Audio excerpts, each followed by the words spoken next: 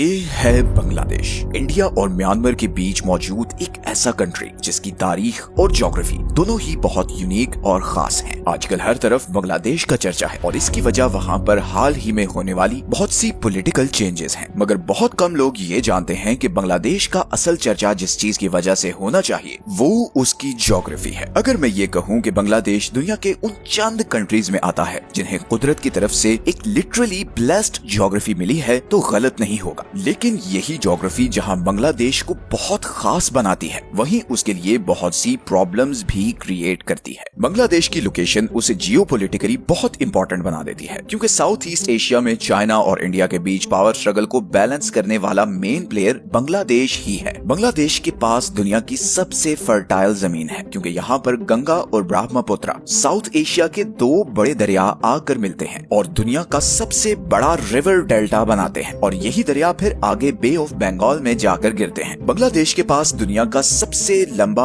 Uninterrupted बीच भी है जिसे कॉक्स बाजार बीच कहते हैं। इन दरियाओं के साथ आने वाले मिनरल्स की वजह से यहाँ की मिट्टी एग्रीकल्चर के लिए पूरी दुनिया में सबसे ज्यादा फर्टाइल है। ये फर्टाइल जमीन 700 से भी ज्यादा दरिया और समुद्र को एक्सेस, यही वो चीजें थी जिसकी वजह से बंगाल का ये सारा एरिया हमेशा से इंडिया का सबसे अमीर सूबा रहा है। यूरोपियंस के यहाँ आने से पहले 15वीं सदी तक बंगाल सिल्क, कॉटन और हैंडीक्राफ्ट आइटम्स का सबसे बड़ा एक्सपोर्टर था। बंगाल की टेक्सटाइल इंडस्ट्री पूरी दुनिया में मशहूर थी और एशिया से एक्सपोर्ट होने वाला 80% रॉ सिल्क बंगाल से ही सिल्क रूट के जरिए सेंट्रल एशिया और यूरोप तक जाता था। 16th सेंचुरी में जब पोर्चुगीज एक्सप्लोरर पहली बार यहाँ आए तो यहाँ की खुशहाली देखकर वो दंग रह गए। यहाँ की हैंडलूम इंडस्ट्री, आर्ट, एग्रीकल्चर, इतने रिसोर्सेज और इंडस्ट्री तो उस वक्त यूरोप में भी कहीं नहीं थी। पोर्चुगीज भाग गए थे कि उन्होंने सोने की चिड़िया डिस्कवर कर ली है। इसीलिए फ्रेंच ट्रैवलर फ्रैंकोis बर्नियर ने लिखा था कि 17th सेंचुरी का बंगाल अपनी पीक टाइम के इजिप्ट से भी ज्यादा खुशहाल था। अब ये वो टाइम था जब पोर्चुगीज एम्पायर पूरी दुनिया के समुद्रों में अपने एक्सप्लोरर्स भेजकर ट्रेड रूट्स और नए कॉन्टिनेंट्स डिस्कवर कर रही थी। उस वक्त यूरोप का एशिया और मिडिल ईस्ट से सारा ट्रेड ये सिल्क रूट के जरिए होता था जो ऑटोमन एम्पायर के कंट्रोल में था। पोर्चुगीज एम्पायर चाहती थी कि वो समुद्र के जरिए किसी तरह डायरेक्टली एशिया तक पहुंच सके, उसे बीच में ऑटोमन एम्पायर से डील न करनी पड़े और वो एशियन मार्केट से डायरेक्टली सस्ते दाम में माल उठाए और यूरोप लाकर बेचे। इसी कोशिश में जुलाई 1497 में पोर्चुगीज एम्पायर ने एक्सप्लोरर वास्को डिगामा को 170 लोगों के साथ 4 शिप्स पर इंडिया तक का सी रूट डिस्कवर करने भेजा। 10 महीने के खतरनाक सफर के बाद जिसमें कई बार इन्हें समुद्री तूफान का सामना भी करना पड़ा,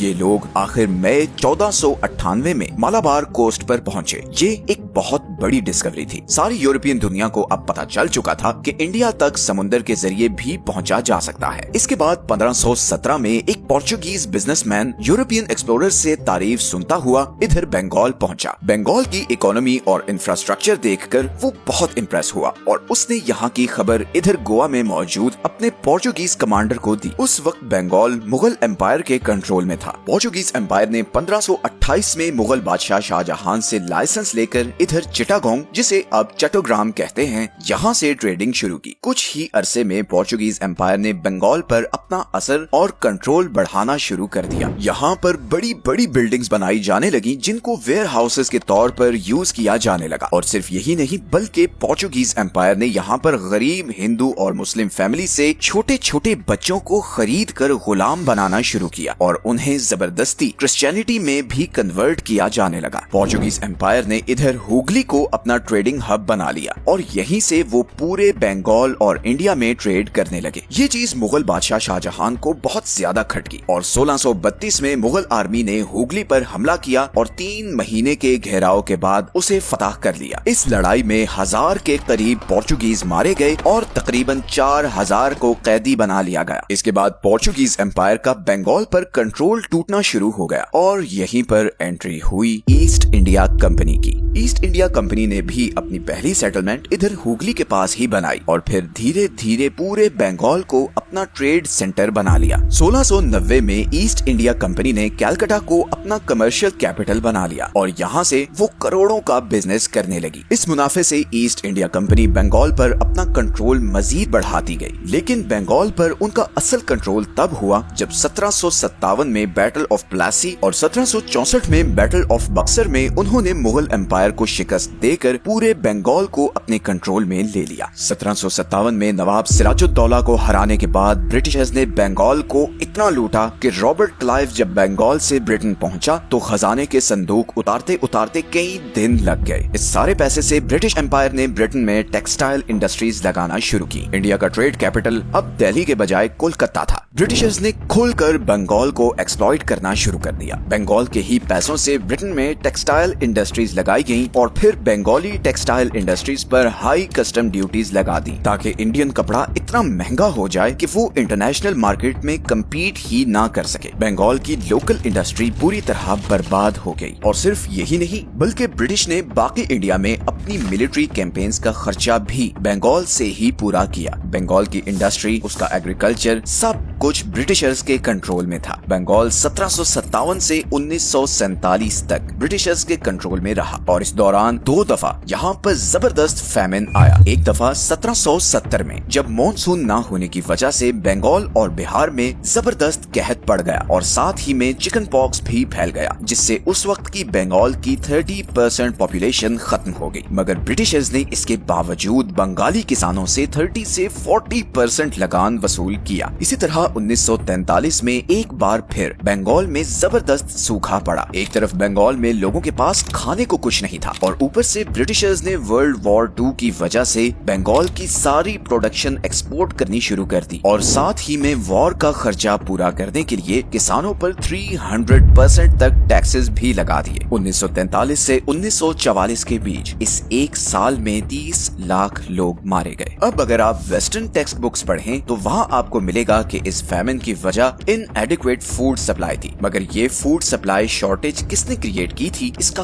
कोई जिक्र नहीं मिलेगा। असल में ये 30 लाख लोग ब्रिटिशर्स की जालिमाना पॉलिसीज की वजह से मरे थे। फिर 1947 में बंगाल हिंदू और मुस्लिम मेजोरिटी एरियाज की बेसिस पर मजीद डिवाइड हो गया। हिंदू मेजोरिटी बंगाल बन गया इंडिया का हिस्सा और मुस्लिम मेजोरिटी बंगाल बन गया पाकिस्तान का हिस्सा, जिसे ईस्ट बंगाल कहा जाने लगा। लेकिन यही ईस्ट पाकिस्तान फिर आगे चलकर 1971 में पाकिस्तान से भी अलहदा होकर एक नया कंट्री बांग्लादेश बन गया। डिवीजन के बावजूद ये नया कंट्री बांग्लादेश एक बहुत ही स्ट्रेटेजिक पोजीशन पर था। बांग्लादेश साउथ एशिया और साउथ ईस्ट एशिया के दरमियान एक नेचुरल लिंक है। कोई भी रीजनल ट्रेड कोऑर्डिनेशन हो, चाहे वो एशियन हो या सार्क, वो बांग्लादेश के बगैर नहीं हो सकती। सबसे बढ़कर बांग्लादेश इंडिया और चाइना दोनों के लिए बहुत ही इम्पोर्टेंट है और उसकी वजह ये है कि इंडिया की सबसे बड़ी जियोग्राफिकल वीकनेस ये सिलीगुड़ी कॉरिडोर है, जिसे चिकन नेक भी कहा जाता है। ये बांग्लादेश और नेपाल के बीच सिर्फ 24 किलोमीटर का चौड़ा रास्ता है, जिसके थ्रू इंडिया अपनी 7 नॉर्थ ईस्टर्न स्टेट्स के साथ कनेक्टेड है, जिन्हें 7 सिस्टर्स भी कहा जाता है। इन स्टेट्स में असम, मणिपुर, मेघालय, मिजोरम, नागालैंड, त्रिपुरा और अरुणाचल प्रदेश शामिल हैं। अब चाइना अरुणाचल प्रदेश पर अपना क्लेम करता है, मगर ये स्टेट इंडियन कंट्रोल में है। इसी तरह इंडिया के नॉर्थ ईस्ट में नेपाल, तिब्बत और भूटान के बॉर्डर के साथ सिक्किम है, जिसे 2003 में आकर चाइना ने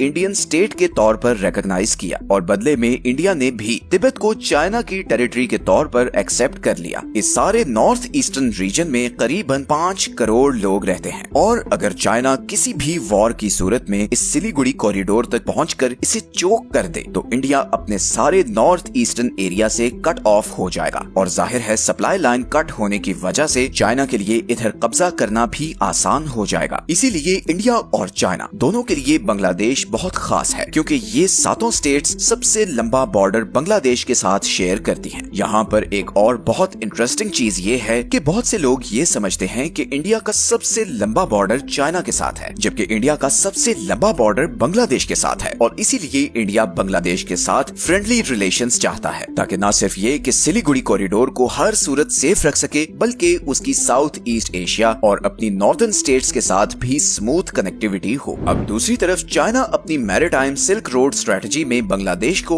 एक बहुत इंपॉर्टेंट कंपोनेंट मानता है, क्योंकि अभी चाइना का सारा ट्रेड उसकी ईस्टर्न कोस्ट लाइन से स्ट्रेट ऑफ मलाक्का से गुजरकर बाकी दुनिया को जाता है। अब चाइना की कोशिश ये है कि वो बांग्लादेश के जरिए डायरेक्टली बे ऑफ बंगाल में जाए और उससे स्ट्रेट ऑफ मलाक्का से गुजरना ना पड़े, क्योंकि ये वाला सारा रूट अमेरिकन एलाई कंट्रीज से घिरा हुआ है। बे ऑफ बंगाल में डायरेक्ट आने से चाइना को इंडियन ओशन में इजी और क्विक एक्सेस मिल जाएगी। इसीलिए चाइना ने पहले 1974 में बांग्लादेशी प्रोडक्ट्स को चाइना में ड्यूटी फ्री एक्सेस दी और फिर चाइना ने ये तीस्ता रिवर को डेवलप करने के लिए बांग्लादेश को $1 बिलियन की ऑफर भी की। इसका मकसद यही था कि चाइना बांग्लादेश की गवर्नमेंट को अपने साथ मिलाना चाहता है। चाइना कॉक्स बाजार बीच पर एक पोर्ट भी बना रहा है, जिसे 2023 में ऑफिशियली इनॉग्रेट भी कर दिया गया है। और ये कोई आम पोर्ट नहीं है, बल्कि प्रॉपर नेवल पोर्ट है, जहां पर चाइनीज सबमरीन्स और वॉरशिप्स भी डॉक कर सकेंगी। लेकिन दोस्तों, यहाँ पर एक और बहुत ही इंटरेस्टिंग बात यह है कि कॉक्स बाजार बीच से सिर्फ 9 किलोमीटर दूर बे ऑफ बंगाल के नॉर्थ ईस्ट में यहाँ पर 3 किलोमीटर के एरिया का एक छोटा सा आइलैंड है, जिसे सेंट मार्टिन आइलैंड कहा जाता है। ये आइलैंड आज बांग्लादेश के कंट्रोल में है, लेकिन 2012 से पहले म्यांमार भी इसको क्लेम करता था। मगर फिर international tribunal for the law of the sea यानी इटलॉस ने इसे बांग्लादेश का ही हिस्सा डिक्लेयर कर दिया। अब यहाँ पर इंटरेस्टिंग बात यह है कि अभी हाल ही में बांग्लादेश की एक्स प्राइम मिनिस्टर हसीना वाजिद ने ये स्टेटमेंट दी है कि उनकी गवर्नमेंट गिराने में अमेरिका का बहुत बड़ा हाथ है, क्योंकि उन्होंने अमेरिका को इस सेंट मार्टिन आइलैंड पर बेस बनाने की इजाजत नहीं दी थी। ये बात बहुत सालों से न्यूज में आती रही है कि अमेरिका यहाँ पर एक एयर बेस बनाना चाहता है, ताकि अगर चाइना बांग्लादेश के थ्रू स्ट्रेट ऑफ मलाक्का को बाईपास कर भी ले तो यहाँ पर अमेरिका इस बेस के थ्रू उसकी एक्टिविटीज पर नजर रख सके। और अब जब चाइना ने बे ऑफ बंगाल में नेवल पोर्ट बना ली है, तो अमेरिका की यहाँ पर एयर बेस की अहमियत और भी ज्यादा हो गई है। And on top of this, Bangladesh में नई गवर्नमेंट का झुकाव किस कंट्री की तरफ होगा, ये पॉइंट इस वक्त पूरी दुनिया का फोकस ऑफ अटेंशन बना हुआ है। यहीं पर अगर हम बांग्लादेश के जियोग्राफिक फीचर्स पर वापस आएं, तो जैसा कि हम पहले भी डिस्कस कर चुके हैं कि बांग्लादेश का सबसे बड़ा रिसोर्स उसके ये दरिया हैं। जहां बाकी सारी दुनिया पानी की कमी का शिकार है, वहीं बांग्लादेश के पास बहुत पानी है, बल्कि जरूरत से कुछ ज्यादा ही पानी है। बांग्लादेश का सबसे बड़ा इशू ये है कि यहाँ पर हर साल बहुत खतरनाक तूफान और फ्लड्स आते हैं। हर मॉनसून में ये दरिया उबल पड़ते हैं और बांग्लादेश के ये 70% हाईलाइटेड एरियाज फ्लड की वजह से तबाही का शिकार होते हैं और तकरीबन हर मॉनसून में यही होता है। इसकी वजह यह है कि साउथ एशिया में मॉनसून विंड्स ओरिजिनेट ही बे ऑफ बंगाल और अरेबियन सी से होती हैं। अब क्योंकि बांग्लादेश बे ऑफ बंगाल के बिल्कुल साथ है, तो सबसे ज्यादा बारिश भी इधर ही होती है। बट स्टिल, जिस तरह की फर्टाइल जमीन और समुद्र की एक्सेस बांग्लादेश के पास है, अगर बांग्लादेश को एक कमिटेड लीडरशिप मिल जाए तो इस कंट्री की तकदीर बदल सकती है। फिलहाल तो सारी दुनिया का फोकस बांग्लादेश में आने वाली नई सरकार पर होगा,